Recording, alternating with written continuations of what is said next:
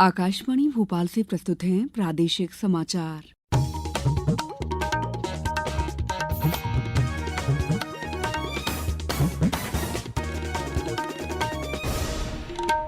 नमस्कार, समाचारों के साथ मैं दीपा सिंह। सबसे पहले मुख्य समाचार। संसद की मॉनसून सत्र की आज से होगी शुरुआत। सरकार ने कहा सभी मुद्दों पर बात करने को तैयार। मुख्यमंत्री ने दुबई और स्पेन की यात्रा को बताया बेहद सफल। कहा 11,000 करोड़ से अधिक के मिले निवेश प्रस्ताव। नशा मुक्ति अभियान के तहत प्रदेश में जन जागरूकता के कार्यक्रमों का आयोजन जारी। और सावन मास का आज दूसरा सोमवार, उज्जैन में निकलेगी भगवान महाकाल की सवारी। अब समाचार विस्तार से। संसद का मॉनसून सत्र आज से शुरू होकर 21 अगस्त तक चलेगा। इस दौरान कुल 21 बैठकें होंगी। ऑपरेशन सिंदूर के बाद ये संसद का पहला सत्र है। संसदीय कार्य मंत्री किरण रिजिजू ने बताया है कि सत्र के दौरान निपटाए जाने वाले महत्वपूर्ण विधायी और अन्य कार्य तय कर लिए गए हैं। संसद सत्र के पहले कल सरकार ने सर्वदलीय बैठक बुलाई। विभिन्न दलों का प्रतिनिधित्व करने वाले सदन के नेताओं ने इस बैठक में भाग लिया। संसदीय कार्य मंत्री किरण रिजिजू ने बताया है कि सरकार दोनों सदनों में किसी भी महत्वपूर्ण मुद्दे पर नियमानुसार विचार विमर्श के लिए तैयार है। हमने ये रिक्वेस्ट किया है कि सदन अच्छा से चले के लिए पक्ष और विपक्ष मिल करके हमको काम करना होगा। आपस में कोऑर्डिनेशन अच्छी तरह से रखना होगा। हम पॉलिटिकल पार्टीज अलग अलग विचारधारा का हो सकता है, मगर पार्लियामेंट का सदन अच्छी तरह से चले ये सबका जिम्मेदारी है। अपोजिशन का भी जिम्मेदारी है और सरकार का भी जिम्मेदारी है। श्री रिजिजू ने कहा कि ऑपरेशन सिंदूर के बाद भारत और पाकिस्तान के बीच मध्यस्थता के अमेरिका के राष्ट्रपति डोनाल्ड ट्रंप के दावे पर सरकार सदन में इस मुद्दे पर समुचित जवाब देगी। न्यायमूर्ति यशवंत वर्मा पर महाभियोग मुद्दे पर उन्होंने कहा कि सभी दलों के साथ मिलकर ये प्रक्रिया पूरी होगी। मुख्यमंत्री डॉक्टर मोहन यादव ने कहा है कि उनकी दुबई और स्पेन की यात्रा से मध्यप्रदेश को 11,000 करोड़ रुपए से अधिक के निवेश प्रस्ताव प्राप्त हुए हैं। उन्होंने कहा कि इससे पूर्व भी जर्मनी, जापान और यूके आदि की यात्रा के दौरान वहां से मध्यप्रदेश में निवेश के लिए बड़े प्रस्ताव प्राप्त हुए थे। कल शाम मुख्यमंत्री डॉक्टर मोहन यादव ने यात्रा से लौटने पर भोपाल में मीडिया से संवाद करते हुए कहा कि निवेश प्रस्तावों से प्रदेश में 14,000 से अधिक व्यक्तियों को रोजगार प्राप्त होगा। 13 से लेकर 19 तारीख तक जो हमने अपने 16 को मैड्रिड, 18 को बार्सिलोना में एक एक निवेशकर्ताओं के माध्यम से 22 अंतर्राष्ट्रीय कंपनियों के साथ रणनीतिक संवाद भी किए और उनसे हमने एमओयू भी किए। लगभग 11,000 करोड़ से ऊपर के हमारे ये एमओयू हुए हैं और इसी के साथ 1.5 साल का समय सीमा है।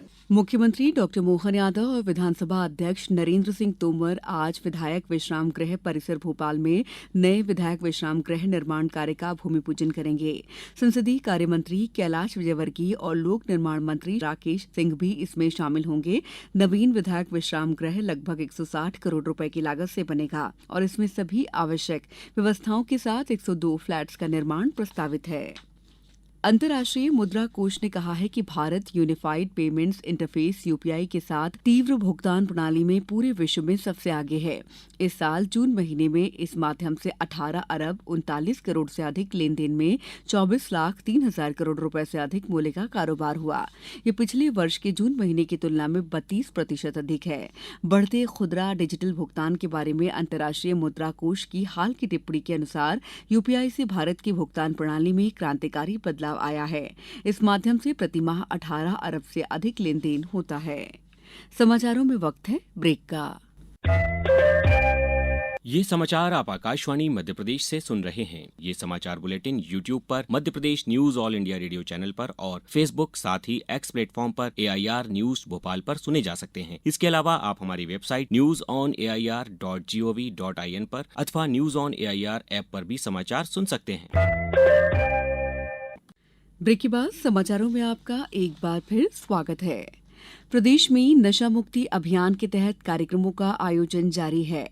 खंडवा जिले में कल पुलिस अधीक्षक मनोज राय के मार्गदर्शन में सभी थाना और चौकी प्रभारियों द्वारा सार्वजनिक स्थानों में जागरूकता का कार्यक्रम आयोजित किए गए। डिंडौरी जिले में नशा मुक्ति अभियान के तहत थाना यातायात पुलिस द्वारा नशे के दुष्प्रभावों से लोगों को जागरूक करने के लिए विशेष अभियान चलाया गया। अभियान के दौरान बस चालकों, ऑटो चालकों और आम नागरिकों को नशा मुक्ति संबंधी पैम्पलेट वितरित किए गए। मुरैना में फिल्म अभिनेता राजपाल यादव ने आमजन से नशे के विरुद्ध जागरूकता उत्पन्न करने को कहा। नर्मदापुरम जिले में पचमढ़ी में आयोजित नागद्वारी मेले में श्रद्धालुओं को भी नशीले पदार्थों के दुरुपयोग से बचने के लिए जागरूक किया जा रहा है। साथ ही कल पुलिस विभाग द्वारा शहर के छात्रावास और स्कूलों में भी नशा मुक्ति की शपथ दिलाई गई। शपथ लेता हूँ कि मैं न केवल समुदाय, परिवार, मित्र, बल्कि स्वयं को भी नशा मुक्त कराऊंगा, क्योंकि बदलाव की शुरुआत अपने आप से होनी चाहिए। अंतर्राष्ट्रीय सहकारिता वर्ष 2025 के तहत आयोजित कार्यक्रमों में पिछले दिनों अहमदाबाद में मध्य प्रदेश, राजस्थान और गुजरात के सहकारी क्षेत्र से जुड़ी महिलाओं के साथ सहकार संवाद कार्यक्रम आयोजित किया, जिसमें केंद्रीय सहकारिता मंत्री अमित शाह ने संवाद किया। यहां धार जिले की रुचिका परमार भी शामिल थीं। पेश है एक रिपोर्ट। महिलाएं हर क्षेत्र में उल्लेखनीय कार्य कर रही हैं, चाहे वह प्रबंधन का कार्य हो, सहकारिता का कार्य हो या संवाद का कार्य हो। सभी दूर महिलाएं अपना परचम लहरा रही हैं। हाल ही में अंतर्राष्ट्रीय सहकारिता दिवस पर आयोजित सहकार संवाद कार्यक्रम में देश के गृह एवं सहकारिता मंत्री श्री अमित शाह के सम्मुख धार जिले का प्रतिनिधित्व करने वाली 2500 से अधिक सदस्यों वाली नौगांव सहकारी समिति धार की प्रबंधक रुचिका परमार ने बताया कि हमारी समिति नौगांव है, उसमें हम केसीसी के अंदर नगद एवं खाद का वितरण करते हैं। हमारी संस्था में हम पूरे ईयर में 15 करोड़ का फाइनेंस करते हैं। इसके साथ ही हम समर्थन मूल्य का कार्य करते हैं, साथ ही पीडीएस का, जैसे शासकीय उचित मूल्य दुकानें हैं। हमारे पास शासकीय उचित मूल्य की 5 दुकानें हैं। अपना अंतर्राष्ट्रीय सहकारिता वर्ष था 5 जुलाई, उसमें हमने अमित शाह जी से संवाद किया। उसमें उन्होंने अभी सोसाइटियों को एमपैक्स कन्वर्ट करने की एक मुहिम चलाई है, जिसमें हम अपने संस्था में एक काफी समय से पुरानी अनयूज्ड जगह रखी हुई है, जिसपे हम उसको यूज करके मैरिज गार्डन का प्रस्ताव किया है। उसमें हमको अमित शाह जी का भी काफी पॉजिटिव रिस्पॉन्स मिला है, तो उससे भी हमें मोटिवेशन आ रहा है कि हम हमारे पे और भी ऐसी कुछ मल्टीलेटरल बिजनेस कर सकते हैं। आकाशवाणी समाचार के लिए धार से मैं सुनील सचान। आज श्रावण का दूसरा सोमवार है। उज्जैन में परंपरागत रूप से ज्योतिर्लिंग भगवान महाकाल की दूसरी सवारी धूमधाम से निकाली जाएगी। बाबा महाकाल रजत पालकी में चंद्रमौलेश्वर स्वरूप में भक्तों को दर्शन देंगे। हाथी पर मनमहेश विराजित रहेंगे। मुख्यमंत्री डॉक्टर मोहन यादव इस सवारी में शामिल होंगे। सवारी महाकाल मंदिर से कोट मोहल्ला चौराहा होकर शिप्रा तट पर पहुंचेगी। ओमकारेश्वर मंदसौर के पशुपतिनाथ सहित सभी मंदिरों में प्रशासन ने दर्शन की विशेष व्यवस्था की है। जबलपुर में गुप्तेश्वर महादेव मंदिर से भी आज भोलेनाथ की शाही सवारी निकाली जाएगी। वहीं पंचायत और ग्रामीण विकास मंत्री प्रहलाद सिंह पटेल ने गौरीघाट में मां नर्मदा का पूजन करने के बाद संस्कार कांवड़ यात्रा का शुभारंभ किया। कोनेरू हम्पी ने फिडे महिला शतरंज विश्व कप 2025 में शानदार प्रदर्शन करते हुए सेमीफाइनल में पहुंचकर इतिहास रचा है। इस टूर्नामेंट के फाइनल तक पहुंचने वाली वे पहली भारतीय महिला खिलाड़ी हैं। हम्पी ने जॉर्जिया में क्वार्टर फाइनल में चीन की सोंग क्यूचिन को हराया। अब कुछ समाचार संक्षेप में। भोपाल में आज से ई रिक्शा से स्कूली बच्चों को लाने ले जाने पर रोक लगा दी गई है। कलेक्टर कौशलेंद्र विक्रम सिंह ने कल ई रिक्शा को बच्चों के लिए असुरक्षित मानते हुए ये निर्देश जारी किए हैं। इंदौर के स्वच्छता मॉडल को देखने कल उत्तर प्रदेश सरकार के शहरी विकास सचिव अनुज कुमार झा पहुंचे। उन्होंने विभिन्न जगहों का दौरा कर कचरा निपटान प्रक्रिया को देखा।